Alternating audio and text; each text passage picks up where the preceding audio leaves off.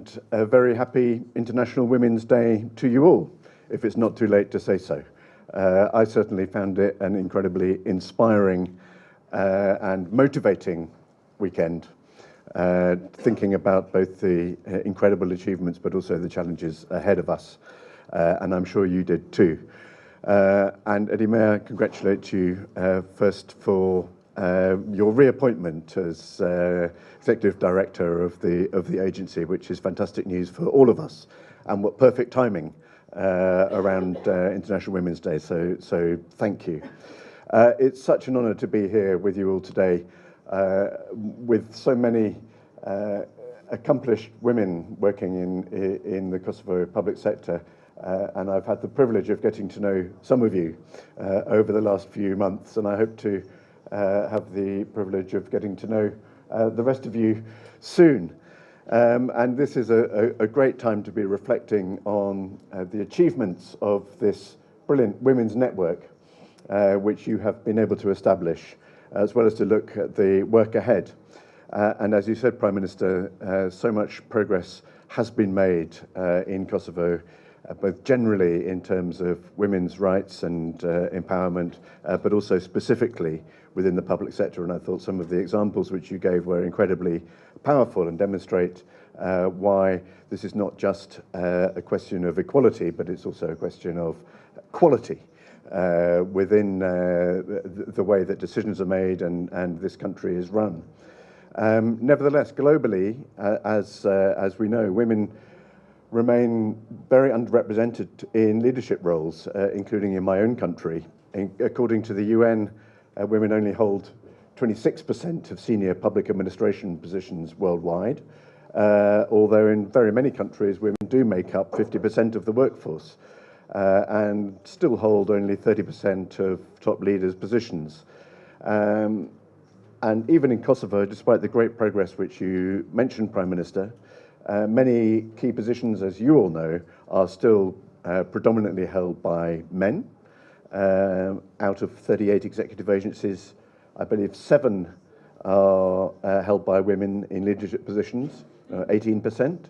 And in independent agencies, out of 32, 7 are women leaders.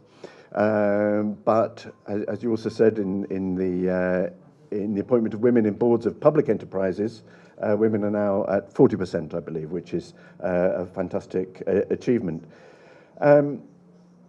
Why does this matter? Well, I'm sure you all have a very strong answer to that. And it matters for you and your families. But above all, it matters for the quality of government, as I said. Governments, we know that governments with more women in leadership positions perform better. They tend to be more transparent and less prone to corruption, and tend to be more responsive to a wider range of citizens' needs.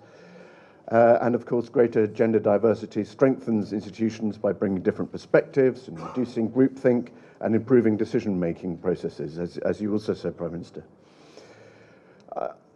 As I've been here over the last few months, I've been extremely interested in understanding the impact that the work that the UK has done over many years in terms of merit-based recruitment has had on the improving women's participation in leadership across Kosovo's public institutions. And I thank many of you for helping me to understand that. And it does seem to me that having fair and transparent processes in recruitment has resulted in the appointment of many women to key senior positions, including the National Auditor, Commissioner for Information and Privacy, several Secretary Generals and members of boards in public enterprises. And I'm also particularly proud that coming out of our work on merit-based recruitment, this amazing women's network has been established, and I'm very proud that the UK is associated with that, and I really thank you for your hard work in developing such a network, which I think is fast becoming a really critical pillar of support and empowerment for women in decision-making roles. And it seems to me that already the network is not only encouraging more women to apply for leadership positions, it's headed by women who champion merit-based recruitment practices and share best practice with other women to operationalise merit-based recruitment in all the institutions across Kosovo. But as in many countries, we know that there remain barriers in this country, as in others, to women being in leadership positions.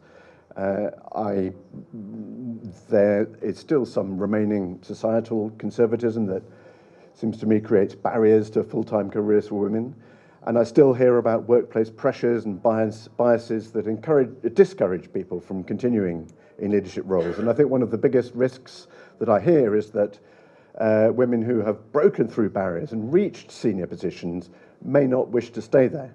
And too often we still see women leaving leadership roles due to a lack of support or recognition, or sadly a work environment where bias and misogyny still continue to exist sometimes.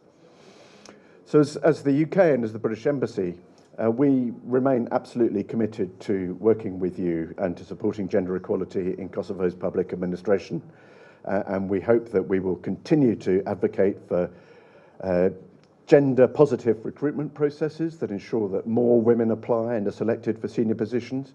We'll continue to support you as the Women's Network, providing mentorship, networking opportunities and professional development. And we'll continue to encourage public institutions to recognise and invest in women's leadership. And of course, the need and the effort for women to occupy more decision-making positions is not unique to this country. And that's why I want to finish by saying that this weekend has been an opportunity for the UK to emphasise and again underline that gender equality, women and girls, are at the very heart of our foreign policy and will continue to be so. And gender equality in women and girls will also be at the very heart of the work that we are doing this year on the Berlin process leading to the summit that we will be hosting in the autumn.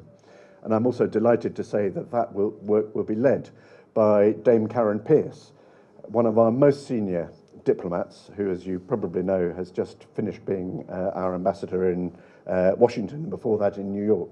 So we'll be putting the role of women right at the centre of this work, building on the success of the Women's Forum, which was held at the last Berlin process. And I will look to all of you and ask you all to help us to develop a really strong agenda for that summit, working with other countries in the region so that we can make some really substantive progress on issues which affect all of us and all of our colleagues around the region. So thank you again. Thank you for being here. Congratulations on the network. And I look forward to the rest of the discussion. Thank you so much.